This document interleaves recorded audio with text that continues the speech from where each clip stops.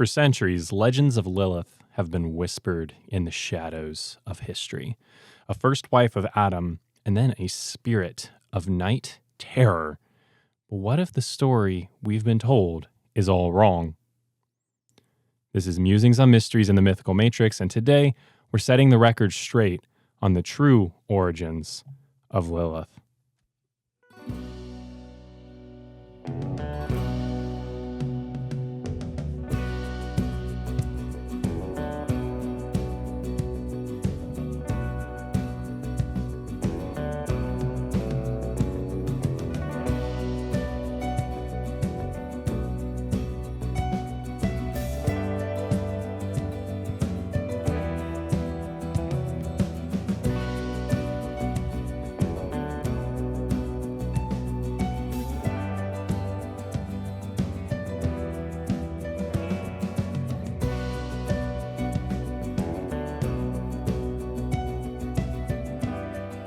Welcome to Musings on Mysteries and the Mythical Matrix. Ladies and gentlemen, mystery seekers, musers, conspiracy theorists, interdimensional philosophers, seekers of truth, comparative mythology enthusiasts, and last but certainly not least, all of you that desperately cling to your confirmation bias.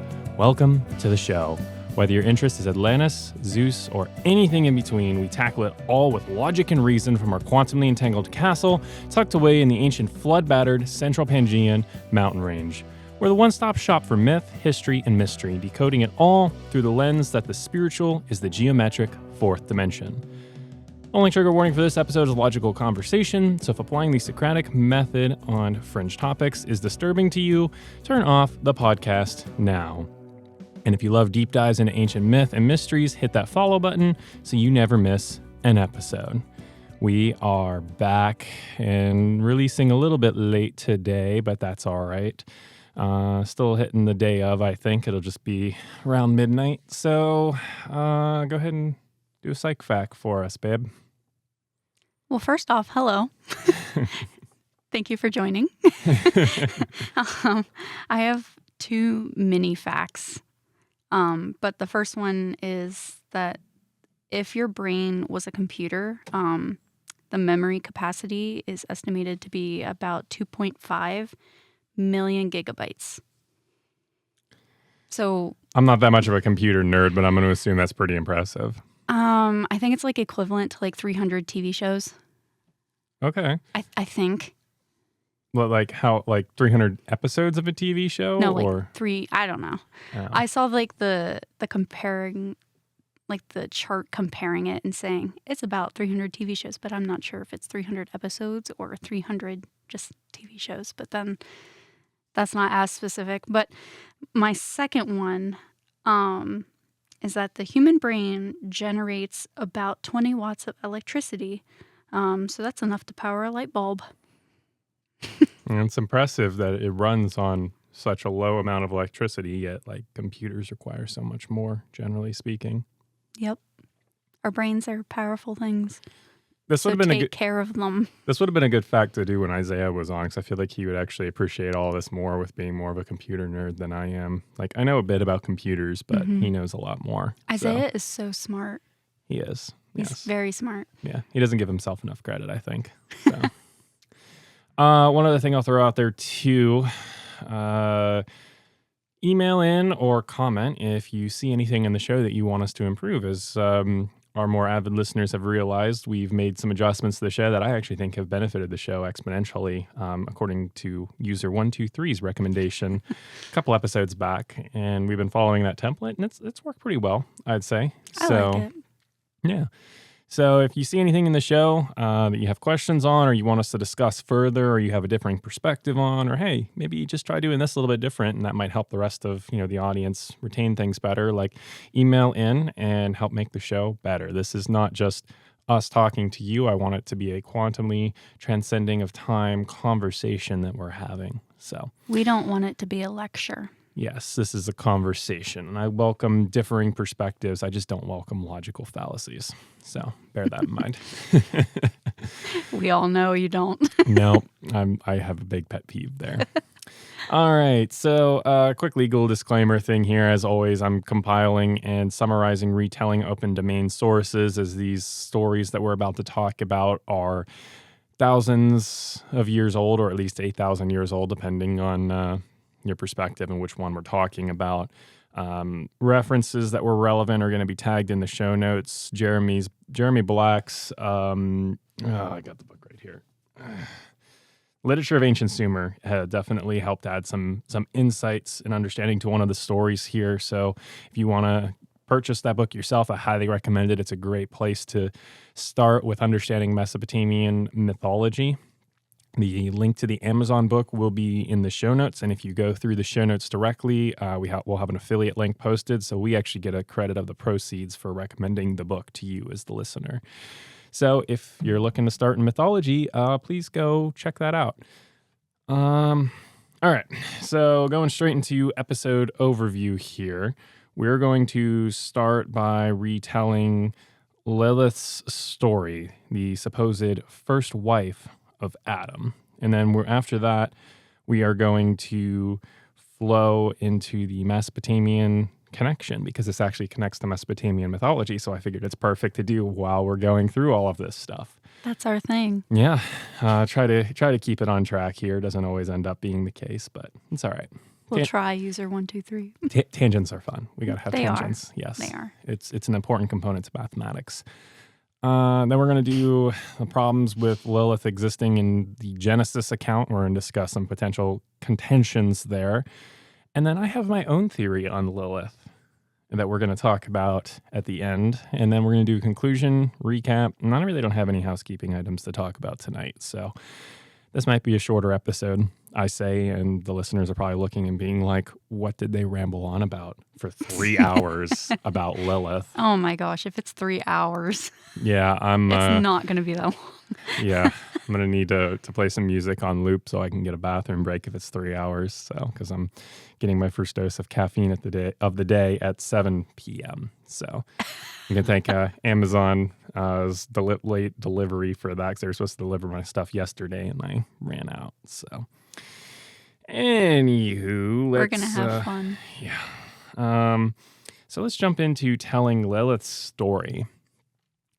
So Lilith is supposed to be the first wife of Adam, so I'm going to talk about the story itself, and then we'll dive deeper into it after I've kind of laid the mythology framework here. So most people believe that Lilith is Adam's first wife, that she was created before Eve, and that God created Lilith and Adam from the same soil together, making them equal in that sense.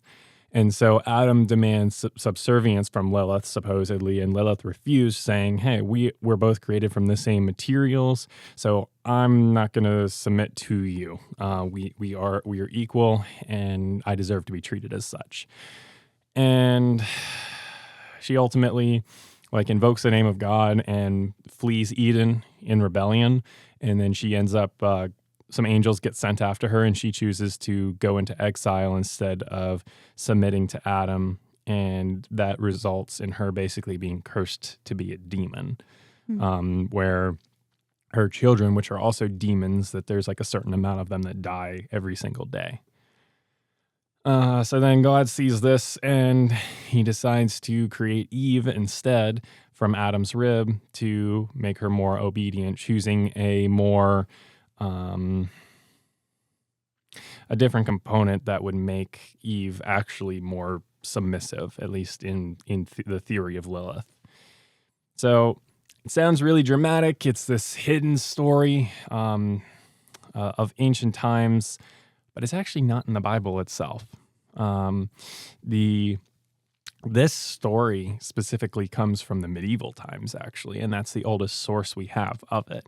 So we're not even talking BC, we're talking AD. We're talking 800 to 1000 AD, knights in shining armor time period, not ancient annals of history of some secret cover-up. So that's important to keep in mind as we're approaching this, but I think that there is still stuff to glean from this as we're about to dive in here. Because I did some digging into this because our good buddy Cordell asked me a question on it, and I'm like, I've never really heard too much about this, so I want to dig deeper. And I found that Lilith is actually from Mesopotamia as well. So there's a Mesopotamian connection to the idea of Lilith. So most people think that the idea of Lilith comes straight from the Bible. Incorrect. It actually comes from Mesopotamian mythology, specifically the Epic of Gilgamesh. So I do have a question. yeah, what's your question? So, you said that people think that this comes directly from the Bible. Right. What portion of the Bible do they think that comes from? We'll circle back to that. Okay, There never is mind. one verse that indicates that, but I want to hit the Mesopotamian connection here with Gilgamesh.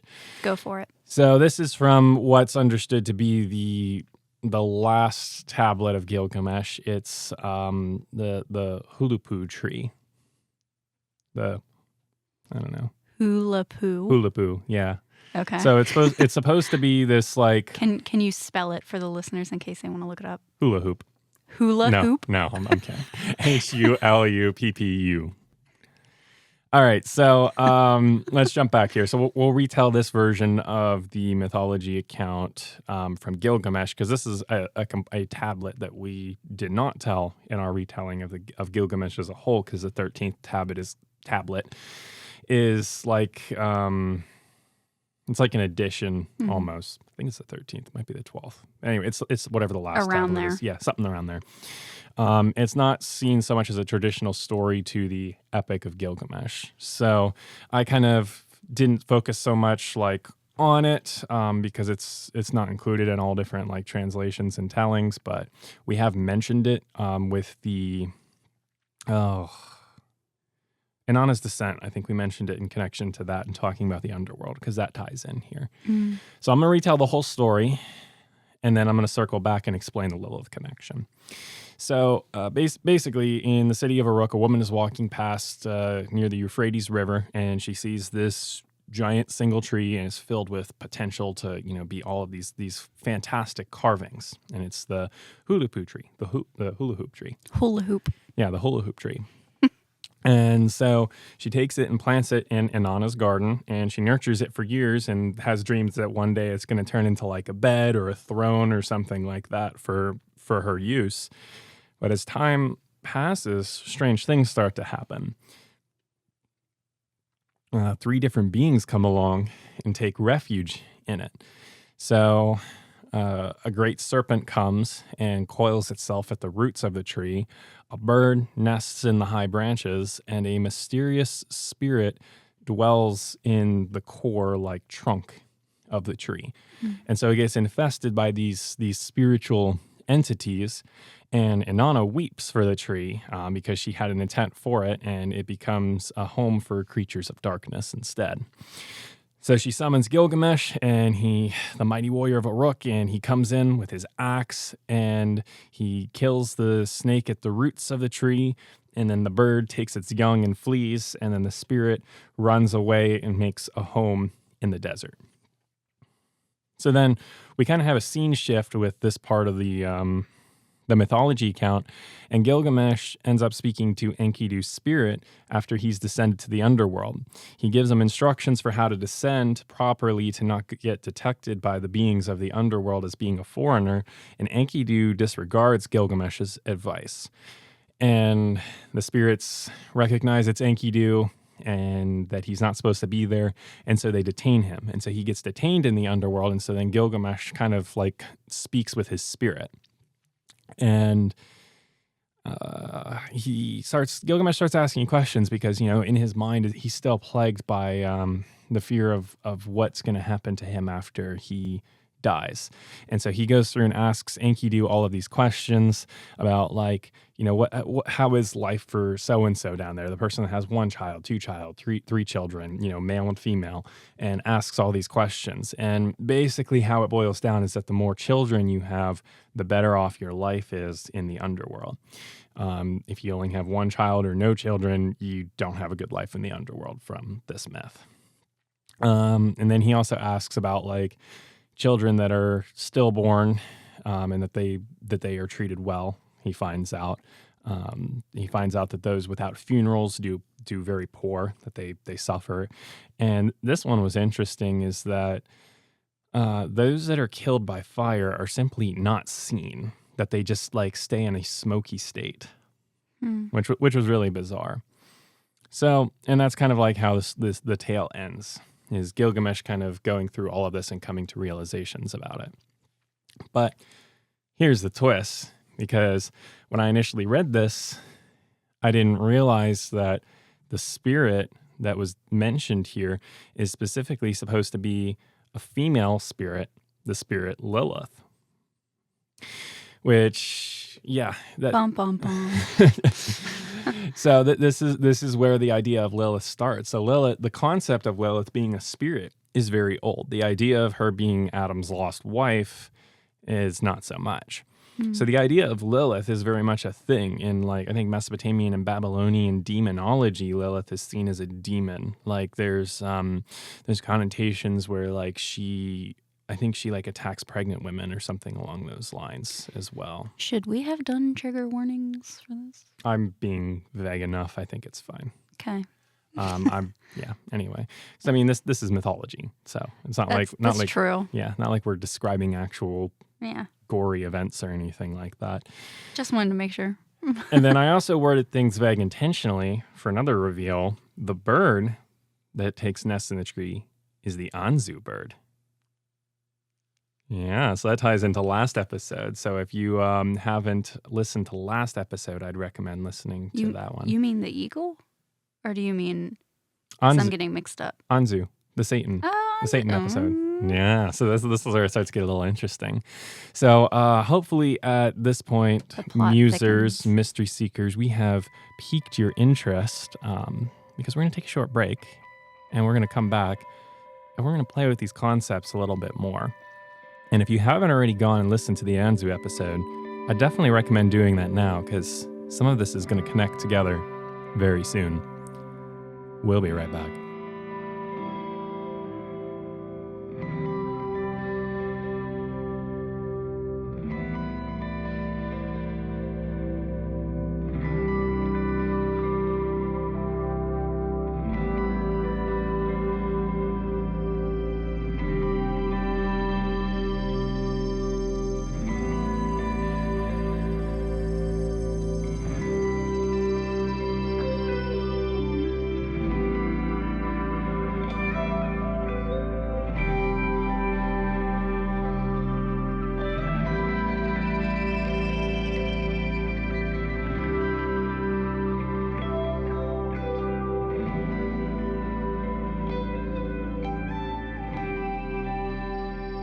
Transcending the planes of time and mystery itself, here in Musings on Mysteries and the Mythical Matrix, we are determined for you as the listener to uncover the mythical matrix with us as we are in constant pursuit of that ancient myth to discover what's true and what's false in mythology. And some might say it's a futile quest, but we do the best we can here. And I think that there's a lot more to uncover than meets the eye to the average casual viewer of mythology. I think people want to throw the baby out with the bathwater, to put it in. It's a saying. You just gave me a weird look. It's a saying. Is that a saying? Yeah, I've never heard that. Throwing the baby out with the bathwater. It's like where you throw out the good stuff with like the bad, because like you're just like, oh well, the bathwater's bad, so let's get rid of everything. And it's like, well, there's actually a lot of stuff here that's beneficial, I think, for us to learn more about the past. And of course, it's speculative to a degree because we have to ask the question of how we prove things. But I think that we can come to some very educated conclusions here. Whereas, in terms of traditional scientific method, we might not be able to prove everything, but at least just come up with theories. I think that there's some good viable theories that are more than just likely that we're able to dig into if we really start to connect those dots on the mythical matrix. Enough rambling, though. That being said... Welcome back. Welcome back. So there are some problems with Lilith existing in Genesis. There is no mention of her, as we've already alluded to or directly said. And that's first and foremost within the Genesis story itself. There is only a vague mention of her in the book of Isaiah, which... It's it's disputed because it is highly dependent on the translations that you read. So for those of our listeners that are dedicated to pursuing this with us, I encourage you to Google or open up your Bible to Isaiah 34:14 and read that. And what you get from it will depend on the version you're reading from. I guess just also how you would personally interpret it. Not just the Bible translation, but like also how the individual would. It's mainly the version, because Is some refer to the Lilith as like a night owl or a night bird, and others kind of have more of a spiritual connotation. But if you go, I should have pulled this one up more specifically. I should have pulled up the actual like reference. But do you want me to pull up something quick? No, it's fine. But yeah, so like the verse basically reads, I'm guessing this is NIV. I didn't put down the translation. But wild beasts of the desert shall also meet with the hyenas, and the Lilith shall rest there. That might not be NIV, actually. I'd recommend maybe NASB or ESV. Those are generally more literal. I know our guest Harrison, is not a big fan of those versions. I've found them to be most reliable in my studies, though. But yeah, the Strong's Hebrew there is 3917. It is Lilith, literally is what it is, regardless of how it gets translated. And there's only one occurrence of it in the whole Bible. And the word Lilith is somewhat associated to the word, I believe it is. I should have double-checked this here. Say something smart so I can actually pull up my resources. This isn't something like actually smart, but it makes me sound smart, that I wrote like 3,500 words in 2 days for 2 papers. I was impressed with how much you got stuff done with school. You really cranked out a bunch of work. Yep.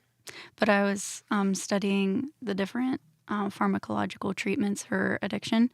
And there's like so many, but they don't have any medications for stimulant, inhalant, cannabis, hallucinogenic, and I think there's one more.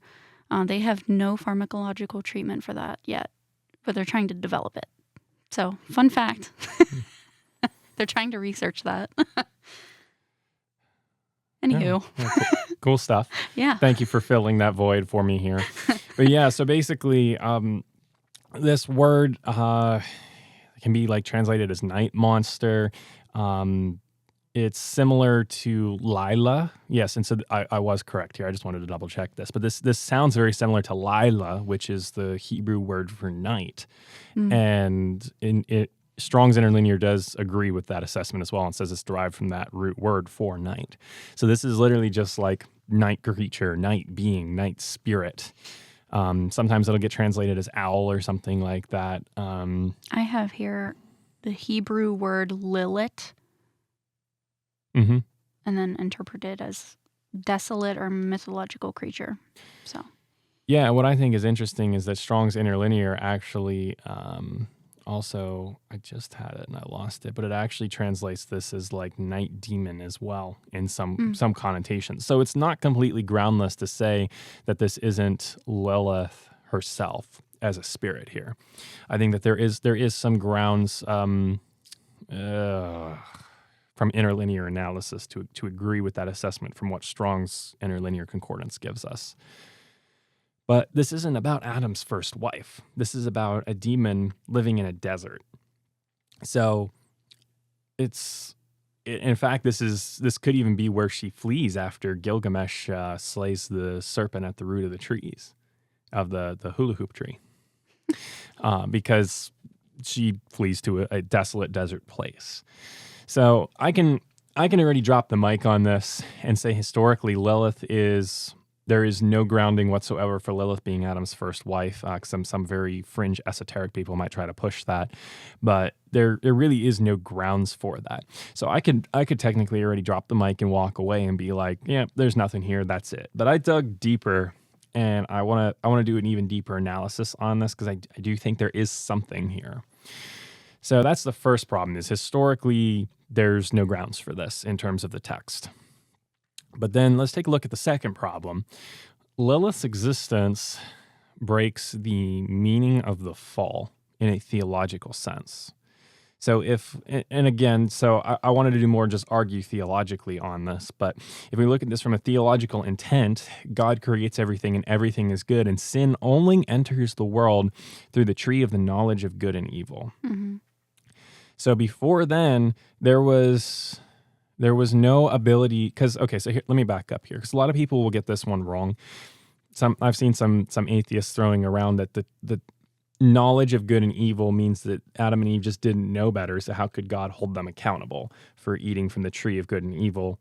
Because you can't be aware of good and evil if you're not aware of good and evil. Seems like a contradiction. But when you actually dig into the text, it's not so. The knowledge of good and evil, and this is where translation matters, and it's important to dig deeper into these texts. It's not so much the knowledge of good and evil, it's the ability for one to choose what one personally wants to be good versus evil, contrasted to just simple obedience versus disobedience. So you're talking about free will?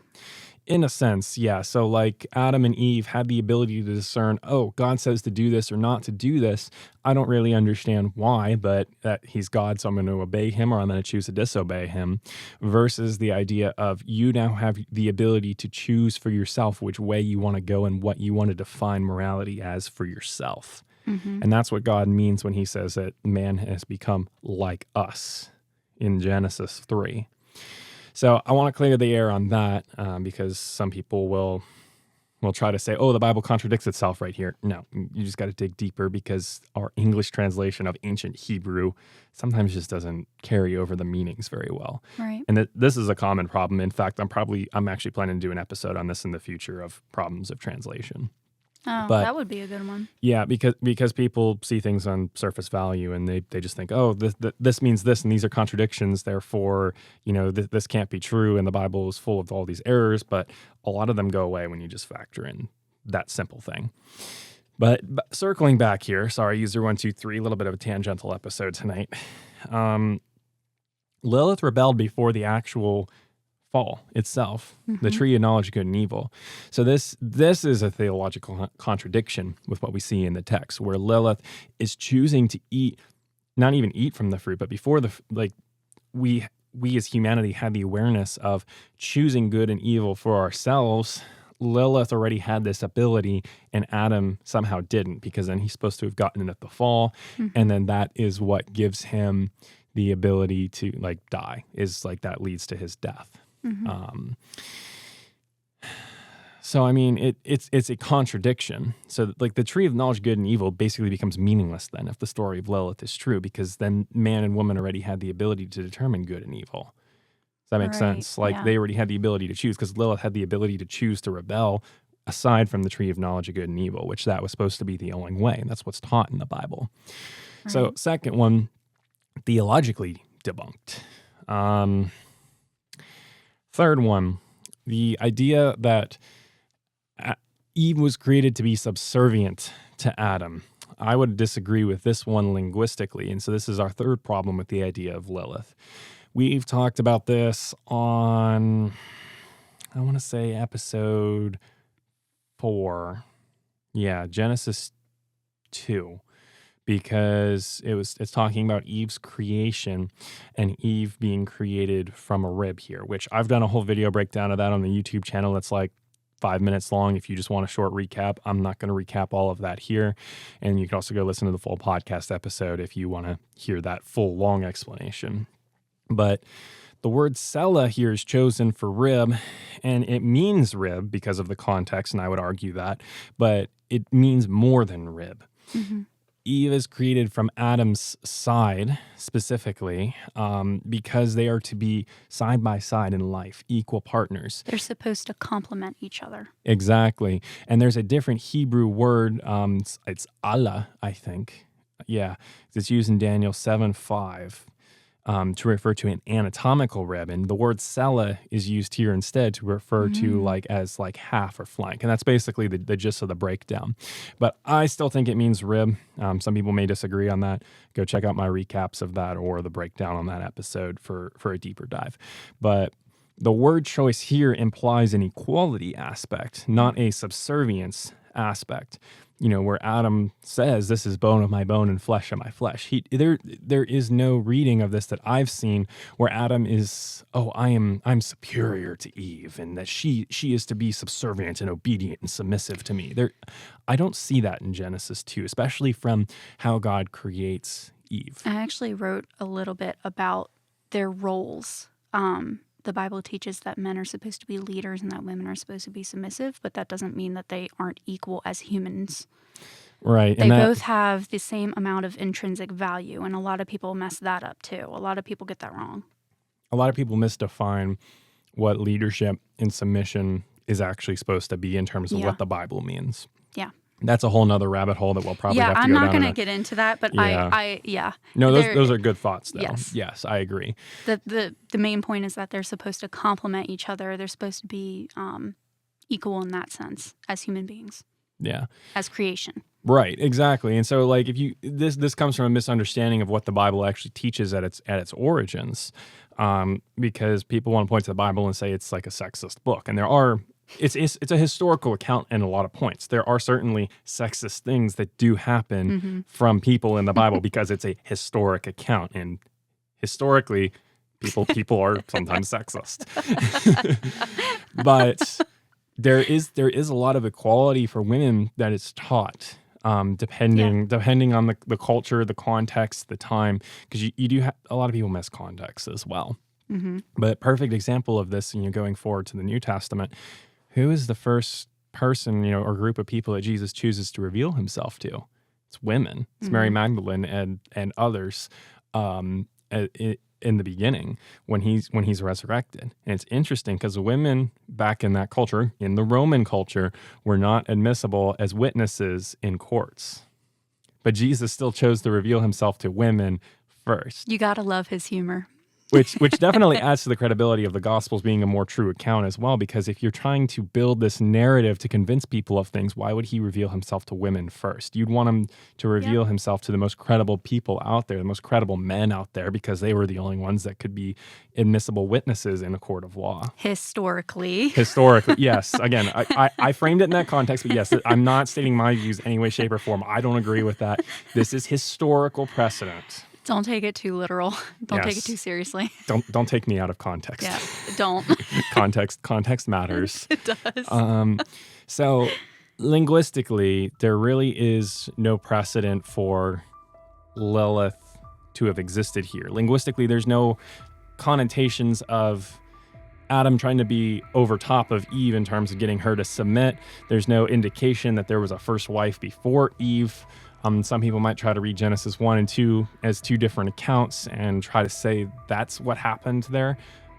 We've already addressed that in our episode 4, I think, as well. So I'd go listen to that. Also, our most recent episode with Harrison on Is the Bible Viable? But there is more to Lilith here that we need to talk about. So stay tuned, and we will return in just a moment.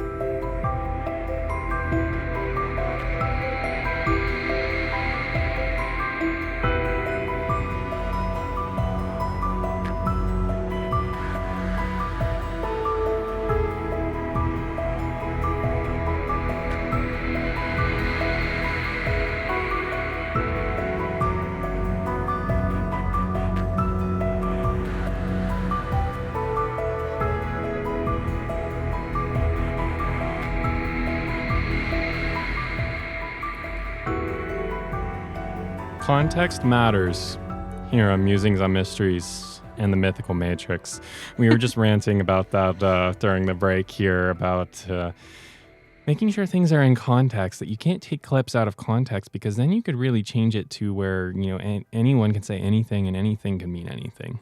So yes, context matters, and we have to look at things with an honest perspective on all of that. Now, let's dive into the fun part here, which is the true identity of Lilith. Is this your theory or is this the actual? It's both. It's a blend. It's a blend of what we can actually put our finger on historically to say, because there is precedent, as we see from the Epic of Gilgamesh, for Lilith to be a female demon spirit. Okay. I just wanted to but clarify that. This is also my theory, but I don't come to theories very lightly. You don't. Like with the Anzu one, I would say I'm not as convinced as I was with Anzu, but I'd say with this, I'm maybe like 60 to 70% there. The Anzu theory is being Satan. I'm like 98% sure. And that's the thing, is like we can't prove something like that scientifically. So it all depends on how you define proof, but I'm convinced of it. I've proved it to myself through other methodology beyond the traditional scientific method. But to each their own. So, to build this theory of what I think Lilith actually is, let's take a step back. What does Jesus say will happen when demons get cast out? Do you know this? No? Okay. So he says you know the Bible a lot more than I do, So Jesus says that they go to a dry and desolate place, which is interesting. And I actually was talking with my pastor about this some years back, and he had theorized that this is because of the demons are disembodied spirits of Nephilim. They don't like excessive water because of the flood wiping out the Nephilim. Oh. So that's interesting in of itself. But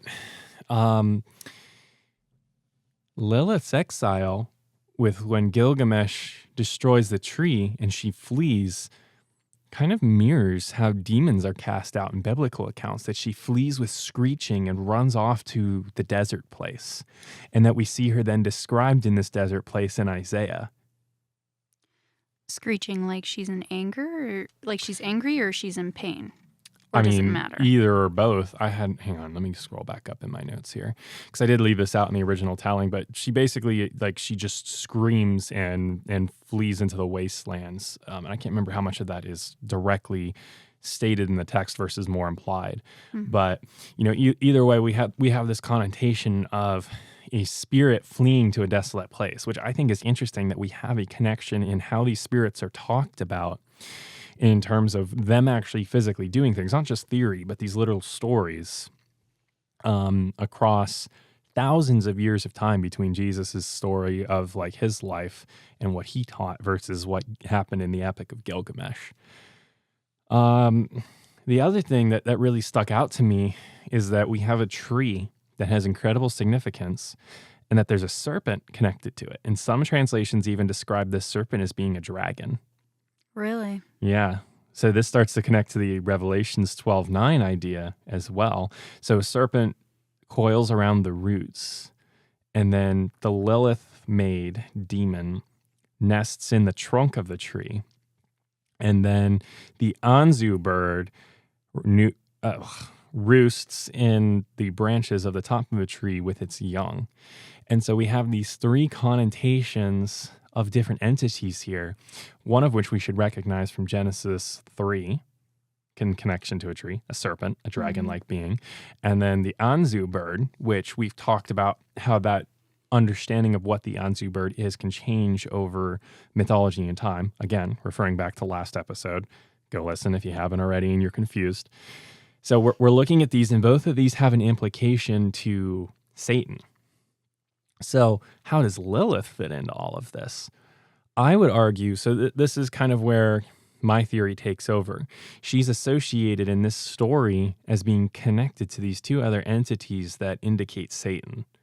So she's clearly something that ranks very high in the demonic, satanic order of things. This almost has an implication of like a demonic trinity, if you will. You know what I mean? So in a demonic trinity. Yeah, like a counterfeit trinity from what's taught in the Bible. That's very interesting. I never heard of that before, but that's really interesting. Yeah, and so I know I'm speculating a little bit here, but so Yeah. humor me, listeners. But my theory, from how Lilith is described versus the serpent and the Anzu bird, is that Lilith was not Adam's first wife. She was the first Nephilim. And then that makes her highest in the ranking of demonic order because demons are the disembodied spirits of Nephilim. Thoughts? Interesting. Oh, I muted it. I had an epic sound effect for that. Nope. Still, We're I have still the learning. sounds. There we go. Oh, okay. Mind blown. There you go. Thoughts? No, I think that's really interesting. And I mean, when you said the Holy Trinity, it's like, okay, so it's kind of mirroring. No, you said demonic Trinity. I'm getting mixed up. But Yeah.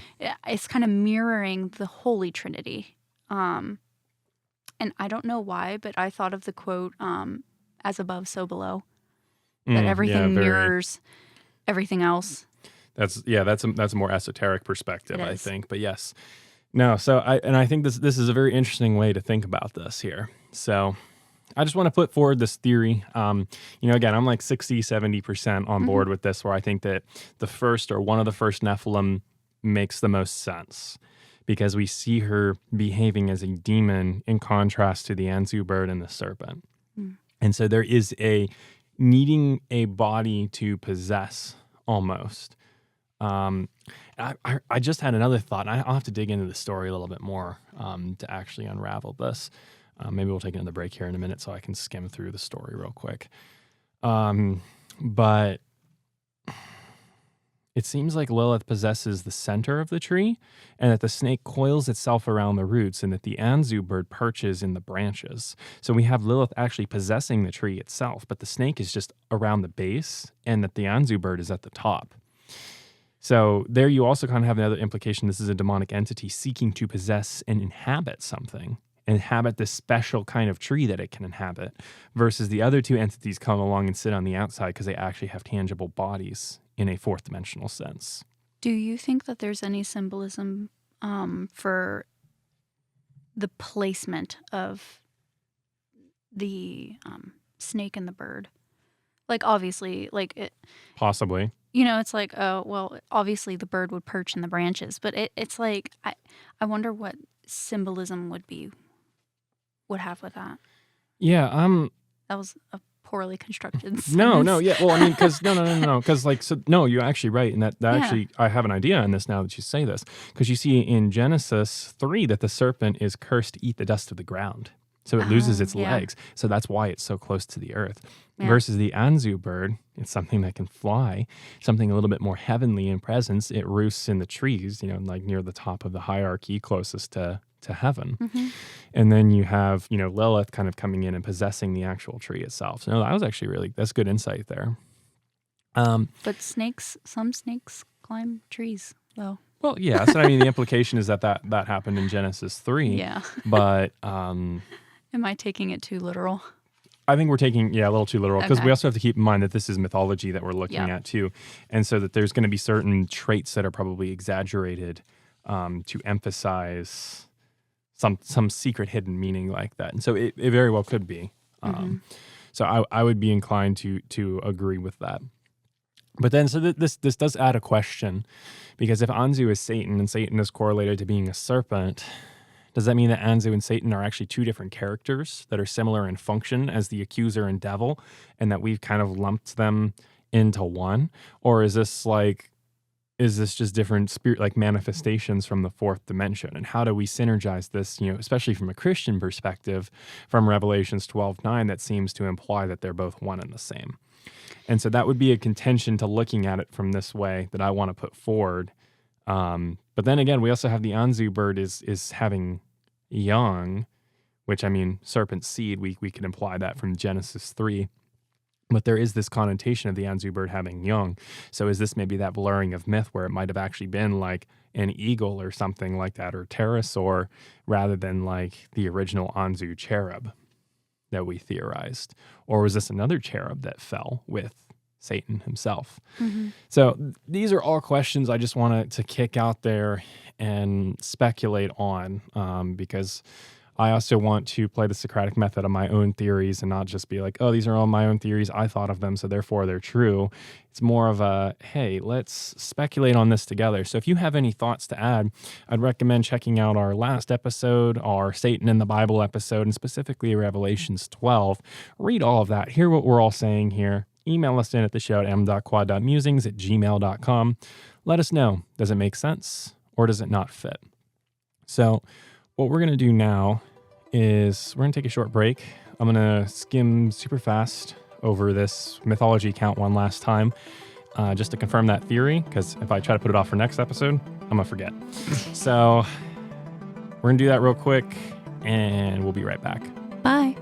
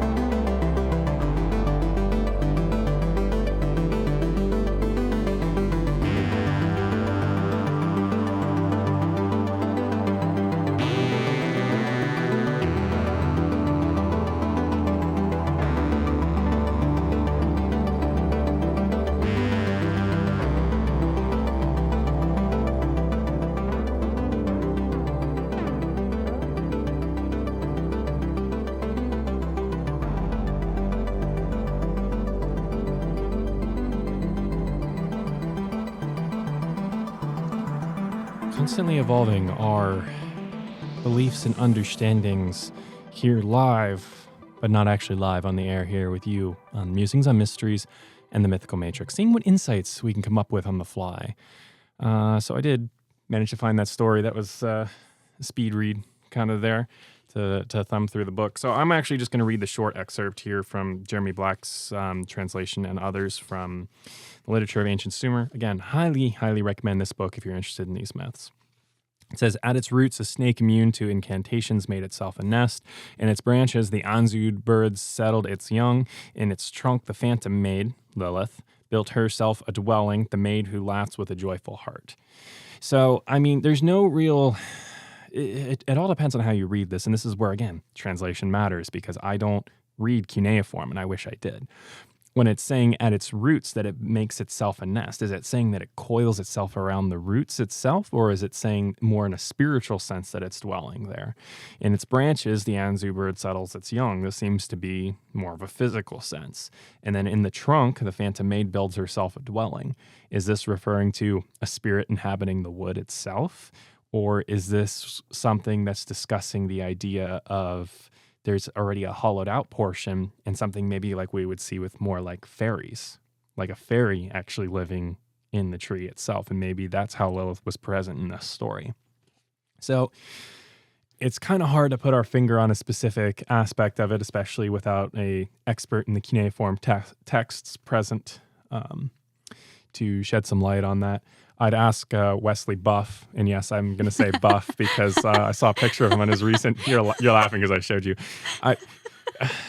All respect to Mr. Wesley Huff. He has no business. I mean, I respect it. I'm not knocking him. But he has no business being as like. It's jacked. Surprising. He's freaking Captain Canada undercover. Is what it is. Well, you wouldn't expect it. No. It's just hilarious. Like it. Yeah. Like he's this huge ancient text nerd, and he's just like he's jacked. Like he looks like he benches like 400. But yeah, no, if Wes Buff can't do it, then there's no hope for me to figure out cuneiform. Captain Canada. Captain Canada. Yeah, I think I'll just refer to him as Captain Canada. Yeah. He's a very busy man, but I'd love to get him on the show someday down the road. Back when maybe when we have, like more than 12 dedicated listeners, because I think we've gone up a little bit after that last episode. So Yeah. Woohoo. yeah. Thanks, guys. Yes, thank you for the support and the listeners. We got like 20 subscribers from that last episode just on YouTube alone. Nice. So people really like the Anzu Satan connection there. So I think from here on out, unless you have anything that you're wanting to add in terms of final thoughts, I'm going to head into the conclusion and recap section. I don't Okay, cool. have anything. So to summarize everything to help you digest the episode a little bit better, we started off by telling Lilith's story, the medieval tale about how she was the supposed first wife of Adam. And my guess is this probably stems from that idea of Genesis 1 and 2 being two different accounts, and rather than just trying to synergize them into one account.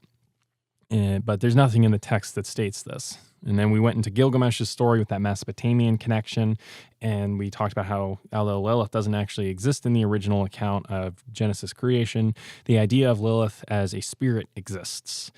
And then we went in and talked about just like the facts of like the theological analysis, historical, literary analysis of the Genesis account, and how the idea of Lilith being Adam's first wife, not only is she not mentioned, but it doesn't even fit the broader archetype of the story.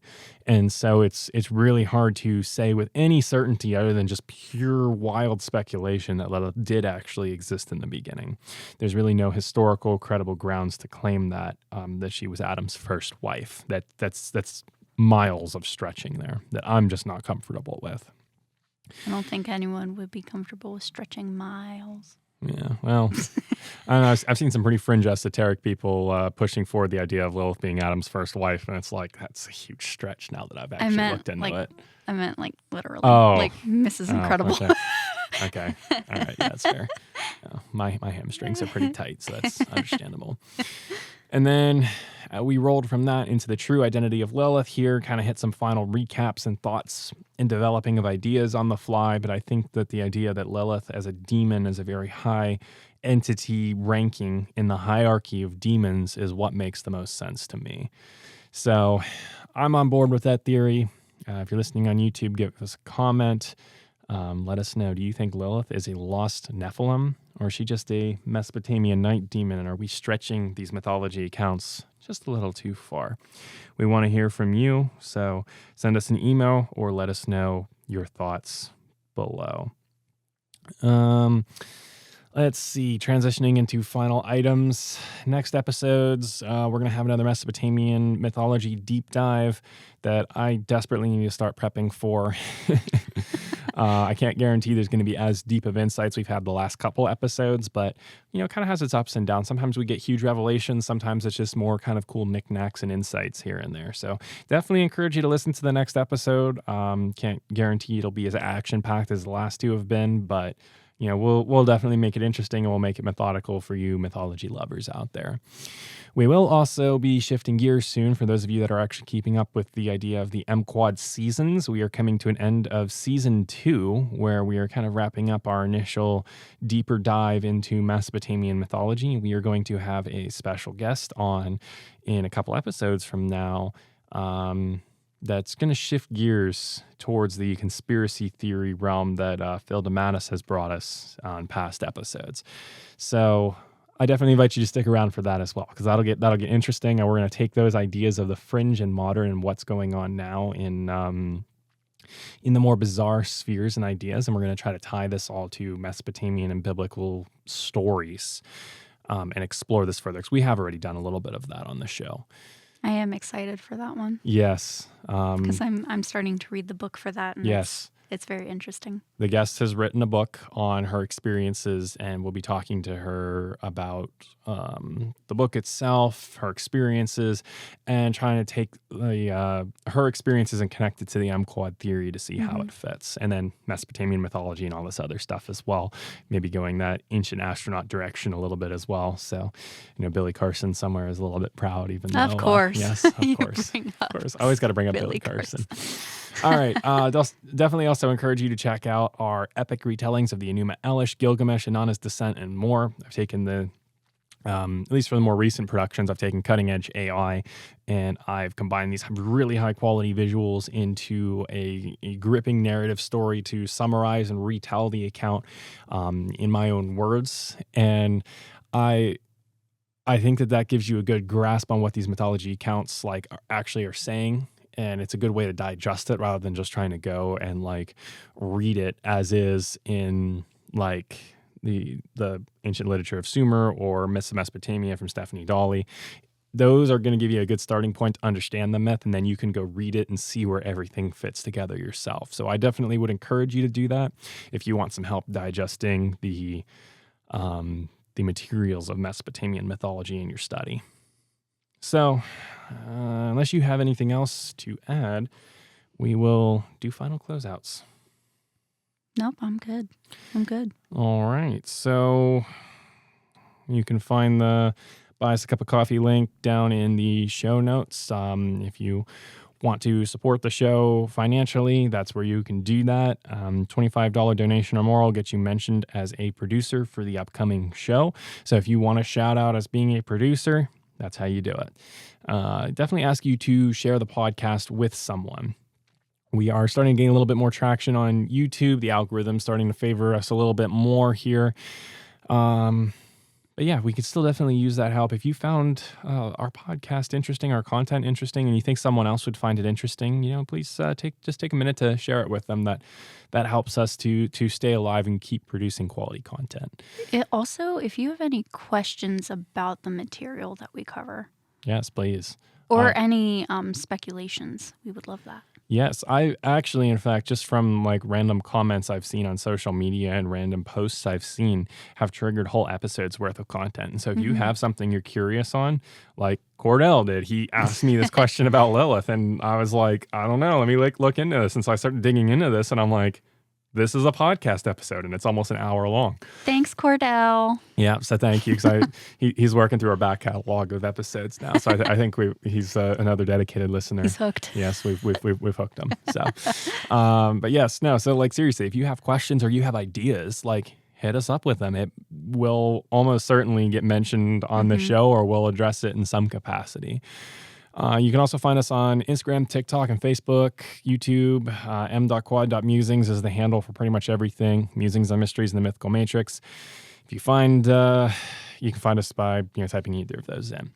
So also email us. We do want to hear from you. Send us your confessions, concessions, contentions, snide remarks, whatever you like about the show, whatever you don't like about the show, how we can improve here on the show. Just don't send logical fallacies. Yeah, don't do it. Don't do it. It's not going to. It's not going to end well. It's not going to end well. I'll try to be as nice as I can, but yeah, I have a real pet peeve with logical fallacies. So, thanks for listening. Yeah. So whether you've been listening on the earth with the mortals, in the stars of heaven with Enoch and the cherubim, or down in Sheol, we thank you for quantumly transcending time to join us for this epic mythology discovery. Hope you have a good rest of your night, and we hope you stick around for our future content. Thank you. Bye.